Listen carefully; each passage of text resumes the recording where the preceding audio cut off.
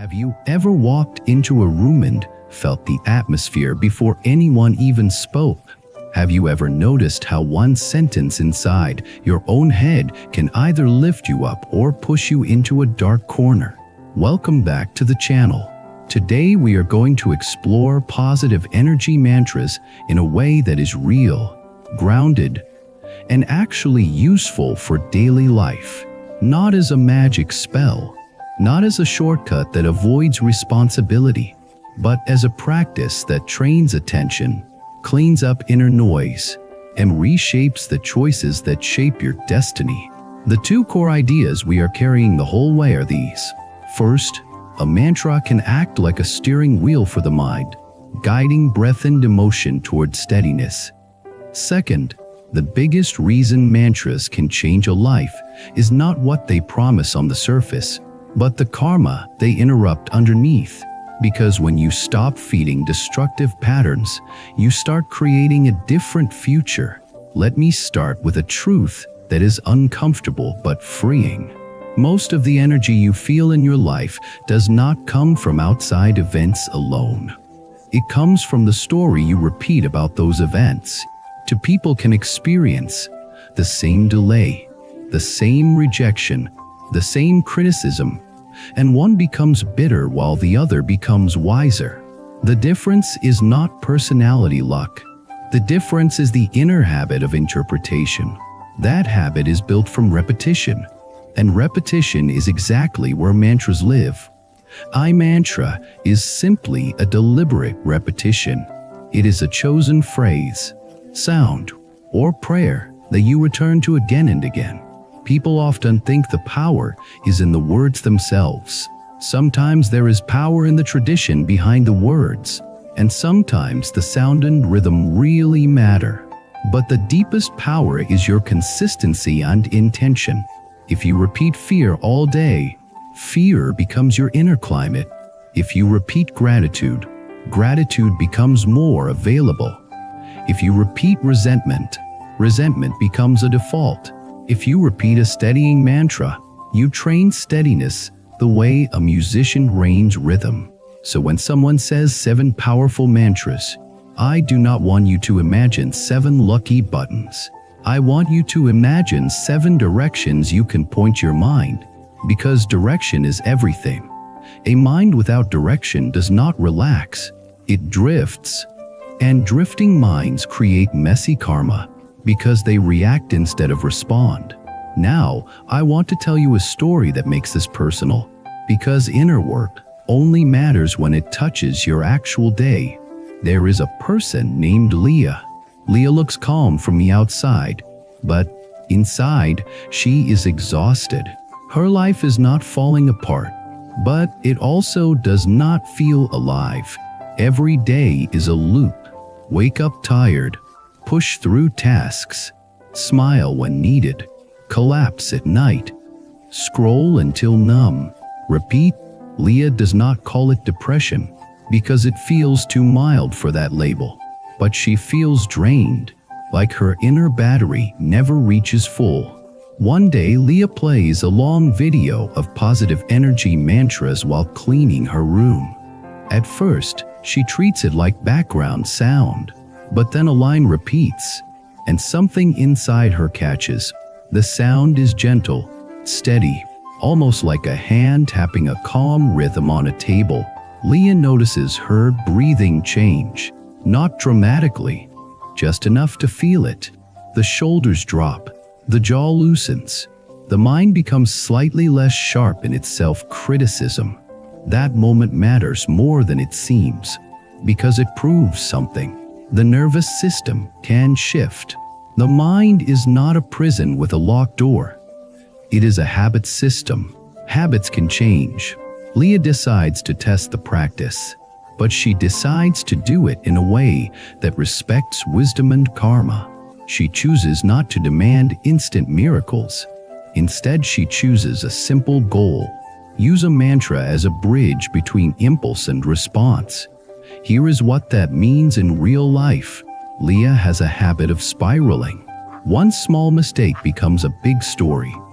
A late reply becomes rejection. A neutral facial expression becomes disapproval. The mind becomes a machine that manufactures danger. Leah knows this is happening, but she feels powerless once the wave starts. So she chooses one short mantra to repeat the moment she notices the wave, not to erase reality, not to deny feelings, but to create a gap. The gap is the real medicine.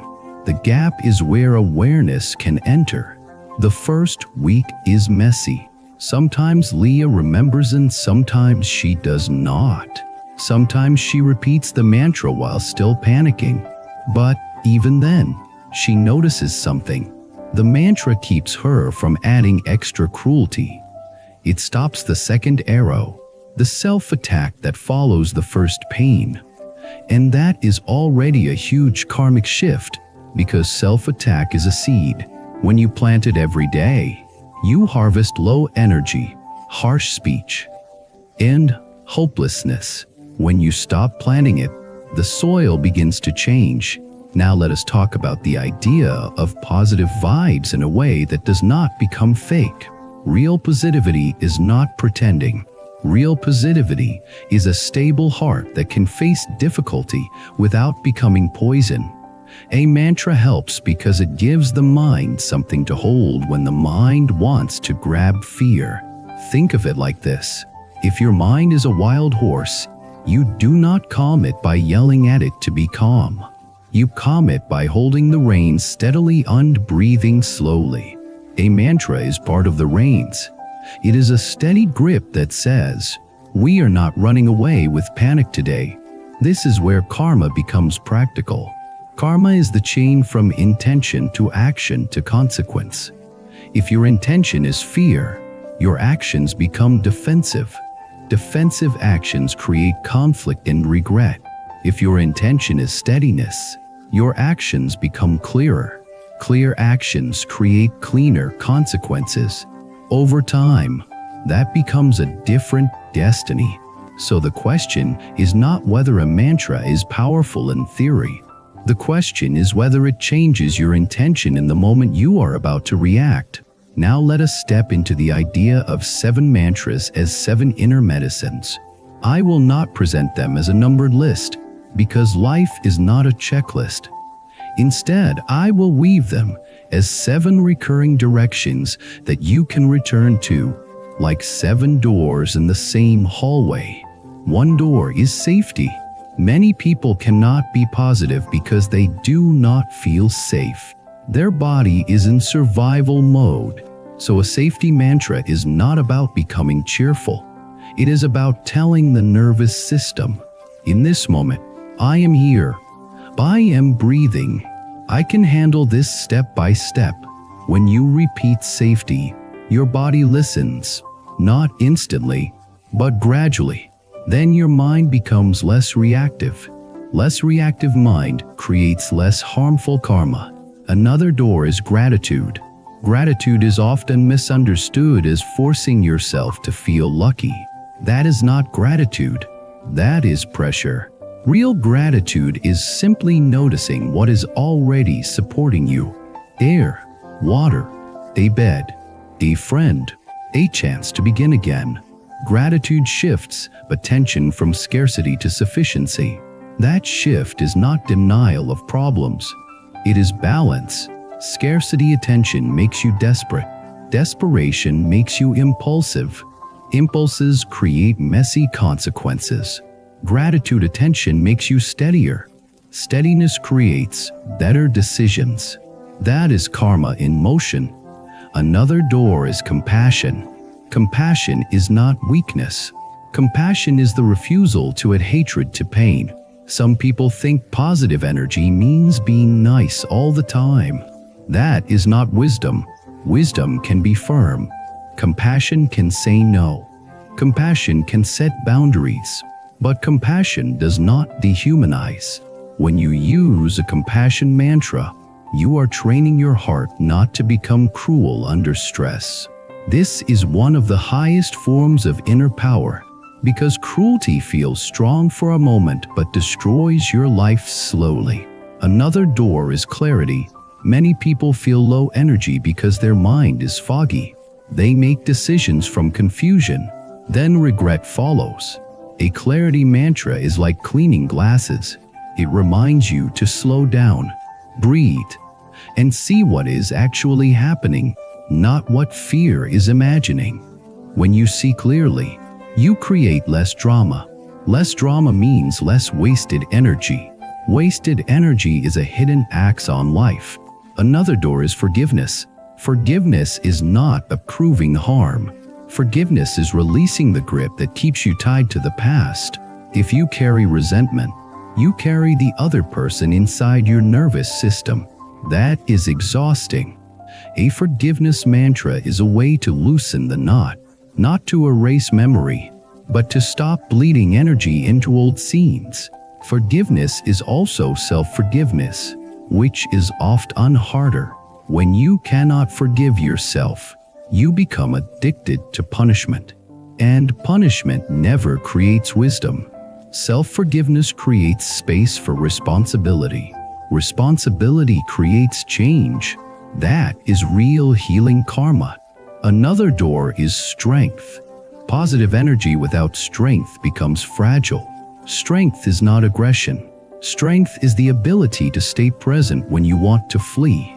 Strength is the ability to keep your promise to yourself. Strength is the ability to do one small good action, even when you feel low. A strength mantra trains endurance. Endurance is destiny, because destiny is not changed by one intense day. Destiny is changed by consistent practice. Another door is surrender, but surrender in the wise sense. Not surrender as giving up, but surrender as releasing control over what you cannot control. People lose energy trying to control the uncontrollable. They replay the past. They argue with reality. They demand certainty from life. That creates constant tension. A surrender mantra teaches the nervous system, I will do my part, and I will release what is not mine to hold. This reduces inner friction. Reduced friction frees energy for what matters. Now let us bring these doors back into story, because a story shows how a mantra becomes a life. Leah begins to use a safety mantra in the morning, because mornings are when her anxiety is highest. She does not try to feel amazing. She just tries to feel grounded. She repeats the phrase while washing her face and breathing slowly. Then she uses a gratitude direction while making breakfast, not as a performance, but as a simple noticing. Then during the day, when she feels irritated, she uses a compassion direction so she does not speak sharply. At night, when regrets rise, she uses forgiveness so she can sleep. After a few weeks, something changes in her relationships. Her friends begin to describe her as calmer, not because she is always happy, but because she is less sharp. She listens more. She reacts less. She recovers faster after conflict. This matters because relationships are a major source of either energy or exhaustion. When your relationships become cleaner, your life becomes lighter. Leah also notices her own self-talk changing. This is huge. Many people try to manifest good things while speaking to themselves like an enemy. That is like planting flowers in a garden while pouring poison on the soil. A mantra practice slowly replaces enemy language with ally language. When you become your own ally, you stop sabotaging yourself. Now let us talk about the shadow side, because wisdom requires honesty. Mantras can be used as escape. A person can chant and still avoid hard conversations. A person can chant and still lie.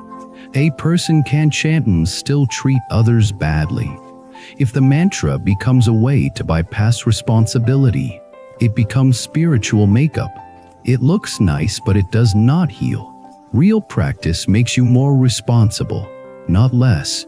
It makes you more awake, not more dreamy. It makes you more compassionate, not more superior. So here is the test. After you repeat a mantra, do you behave better? Do you tell the truth more? Do you take care of your body more? Do you apologize faster when you hurt someone? Do you stop gossiping? Do you waste less time in resentment? Do you become more patient? If yes, the mantra is working. Now I want to connect this to prosperity, because positive energy content often promises abundance. Abundance is not only money. Abundance is having enough inner space to choose wisely. If your mind is crowded, you make poor choices. Poor choices create poor consequences. When you train your mind, you reduce impulsive spending, impulsive speaking, impulsive quitting, impulsive revenge. That creates stability. Stability often creates better opportunities. Opportunities become abundance. Again, not magic, cause and effect. There is another character in this story, a man named Jordan. Jordan is always chasing the next thing, next job, next relationship, next purchase, next thrill. Jordan thinks the problem is that life is not giving him enough. But the real problem is that his inner state is never satisfied. Satisfaction is not a product. Satisfaction is a skill. Jordan wise mantras because he wants results. He wants money. He wants attention. He wants a fast glow up. He repeats phrases for a few days, then quits. Nothing changes. Then something happens that humbles him. A small health scare, not catastrophic, but enough to shake him. He realizes he has been running from silence. He realizes he does not know how to sit with himself. So he begins again, differently. He chooses a clarity direction. He repeats it while breathing slowly. He notices cravings rise. Instead of obeying, he watches. Watching is awakening. The craving does not vanish, but it loses force. He begins to see how many of his purchases were really attempts to buy relief. When he stops chasing relief through things, his finances improve. But more importantly, his dignity improves. He feels less controlled by impulse. That is wealth. Now, karma enters again. Jordan used to speak harshly when stressed. He thought it made him powerful. But harsh speech creates fear. And fear creates distance. Distance creates loneliness. Loneliness creates more craving. The wheel continues. As he practices compassion direction, he speaks more carefully. People respond differently. Relationships improve. His life becomes less lonely. The craving reduces. The wheel reverses. This is why positive energy is not a mood. It is a pattern of living. Now let us address the question that many viewers quietly hold. What if I feel too low to do any of this? What if I cannot focus? What if the mind is too chaotic? This is exactly when mantras can help. But you must lower the bar. Do not demand perfect concentration. Start with 1 minute. 1 minute is not nothing. 1 minute is a seed. If you plant 1 minute daily, you build trust with yourself. Trust is spiritual capital. People talk about self-confidence, but self-confidence is built by keeping small promises. A mere practice is one of the simplest promises you can keep. If 1 minute feels impossible, do 10 slow repetitions while walking. If sitting feels heavy, whisper softly while washing dishes. The goal is not to perform spirituality. The goal is to return. Return is the whole path. Return to breath. Return to kindness. Return to clarity. Return to gratitude. Return to responsibility. Return to compassion. Return to the truth that you can begin again. Every return is a karmic reset, because every return interrupts unconscious reaction. Now I want to share a reflection that often creates deep resonance. Many people think they need to fix everything before they can feel good. But the truth is often the opposite. You need to feel a little steadier before you can fix anything. A mantra can provide that first inch of steadiness. From that inch, you can take one action. Drink water, clean your room a little, send an apology, apply for the job, study for 30 minutes, take a walk. That action creates momentum. Momentum creates hope. Hope creates energy. Energy creates more action. The spiral turns upward. So when you listen to a long mantra track, do not treat it as background noise only. Treat it as a container for one small act of wisdom. Let the sound become a reminder to breathe. Let it become a reminder to soften your jaw. Let it become a reminder to unclench your mind. Let it become a reminder to choose the next action carefully. That is how 7 powerful mantras become 7 powerful directions, not for fantasy, but for real living. Thank you for spending this time with me. Now I want you to share your experience in the comments. Have you ever used a mantra, prayer, or repeated phrase to change your mood? Which direction helped you most? Safety, gratitude, compassion, clarity, forgiveness, strength, or surrender? What did you notice in your body and your relationships? And if you want more long-form storytelling that connects mantras to awakening, karma, wisdom, compassion, and destiny, subscribe to the channel, like the video, and leave a comment to support this space.